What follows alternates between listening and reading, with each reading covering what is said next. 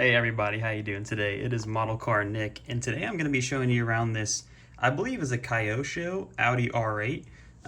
But before we get into this model, let me just show you guys the box. And as you can see, this is it right here. Nothing too special. Doesn't really have any brand logos on the outside, just the R8 V10 Spider. And then right here on the back, you can see it says Kyosho.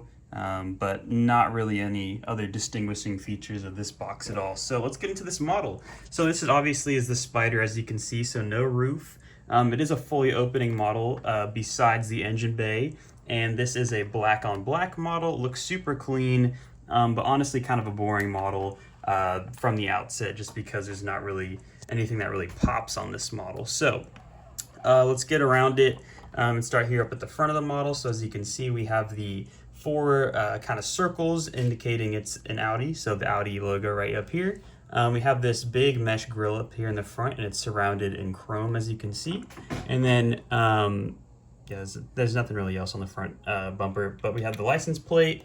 It's obviously a Euro plate, and then we have some more kind of mesh grills right here on the side, and some pretty good looking headlights, which you can see kind of the daytime running lights sit around here at the top, so it looks pretty good, but not really too much else to see back here in the front. And if I didn't mention it already, these grills are actually kind of these fake mesh grills, but the imprint looks pretty good, I must say.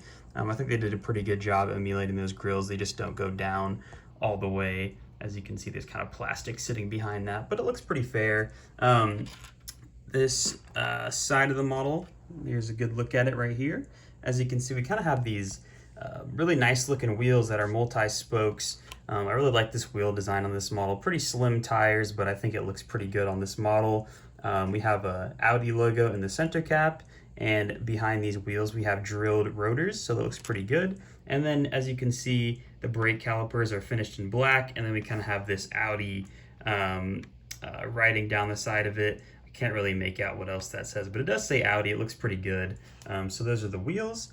And then the mirrors right here, also finished in black, but they kind of have this little split right here, and I believe this is for the turn signal indicator right here. I could be totally wrong on that, but that looks pretty fine. Coming down here towards the side, we kind of have this signature Audi R8 kind of air intake, but it's finished in gloss black. I think it would have been nice to have this in carbon fiber just to kind of break up the model a little bit. But as you can see, not really too much to see in that air intake, but the body lines do look nice and crisp on this model. So nothing really to complain about. As you can see also down here on the side skirt, this kind of bit sticks out a little bit. Looks pretty good. It's kind of hard to capture on camera, but the molding of it looks pretty nice when you pay attention to that little detail. So let's get around towards the back of this model. So as you can see, a huge kind of grill back here, kind of follows through and goes up here at the top where the Audi logo is, and then comes down back to the other side.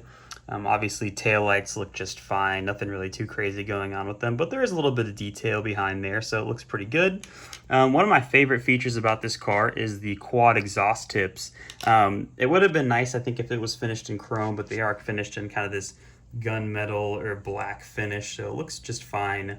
Nothing really to complain about over there. And the diffuser itself, again, it's kind of hard to see because this model's black, so it just blends in, but it does have a fairly large diffuser, as you can see, with kind of some more mesh grills within that. But, you know, it looks just fine. I think this is supposed to be like kind of a carbon fiber finish, but they did use kind of like that Maisto quality of carbon fiber back here on the rear diffuser, so it's that textured feeling. So not amazing, but, you know, kind of there and details to add to it. But right up here we have the wing. Looks pretty good from the back.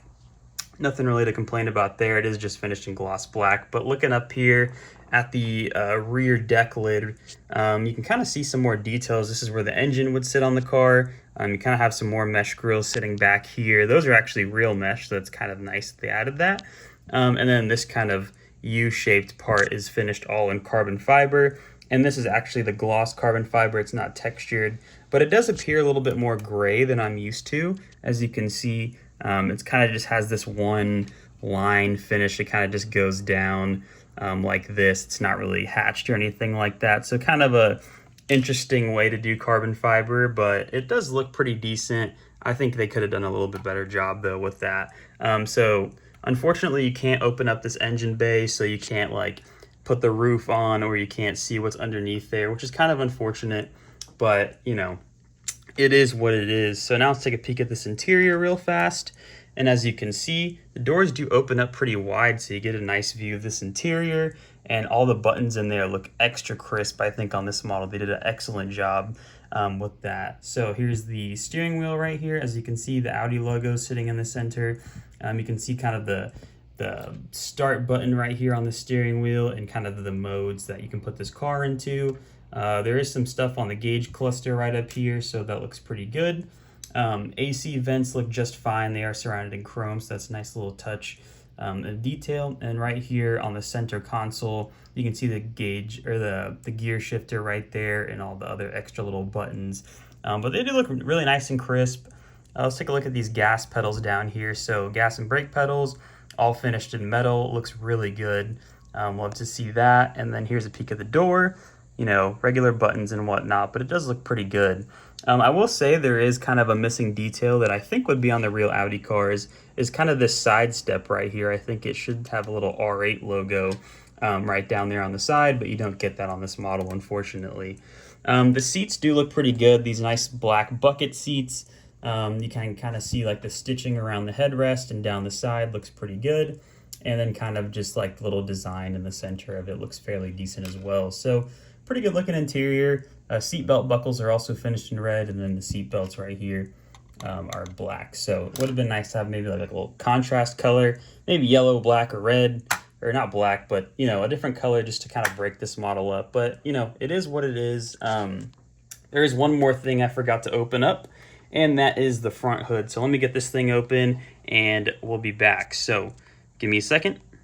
All right, and now the hood is open. So as you can see, kind of a big trunk in the front, and it is finished in all carpet, which is kind of nice. And I also forgot to mention, so is the floor mats on this car, also finished in carpet. Kind of hard to tell, but it is there and a nice feature to have.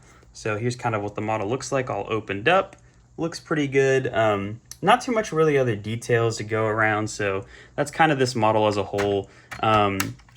I paid $50 for this thing, and I did just sell it for $70, which I think whoever bought this got a pretty good deal. You know, besides that though, I keep saying this is kind of a boring car. It's finished in all black, and for me the R8 is not as cool as the Huracan, but some people might disagree with that. You know, but if you can get one of these in a different color, I think you'd be doing pretty well. I've never had a Maisto version of this generation R8, so I can't really compare the two. I can say this one's obviously going to be a little bit better in quality, but, you know, for the price, $70, or if you were to get one of these brand new off eBay, you'd probably pay around, I'm going to go ahead and say maybe $150, which seems like a lot of money. I wouldn't recommend spending that on this particular model. I would try to go find an Auto Art or something like that. But unless you really want an R8, this is probably one of the better newer generation R8s you can probably get on the market. They also make a coupe version of this, I believe, which I would recommend if you can find one, because then you could open up the engine bay and you'd have a little bit more details. But overall, that's kind of this model as a whole. If I were to rate it out of 10, I'd probably give it a solid 7. You know, I guess for what I paid for it, it should maybe be ranked a little bit more. But if I were to pay full retail for this model, and this is what it was, I think I'd, you know, regret it just a little bit. You know, lack of mesh grills up here in the front, no opening engine bay details, you know, kind of a disappointment. But it is still a really good looking model, and I think the next owner, whoever bought this car, is going to be pretty happy with it. So that's my review of this thing. If you made it this far in the video, I think you got to like, I think you got to subscribe. Maybe hit that bell notification too if you really like my videos. But, you know, thanks for tuning in, and I hope you guys have a nice rest of your day. Thank you for watching, and I'll see you later. Bye.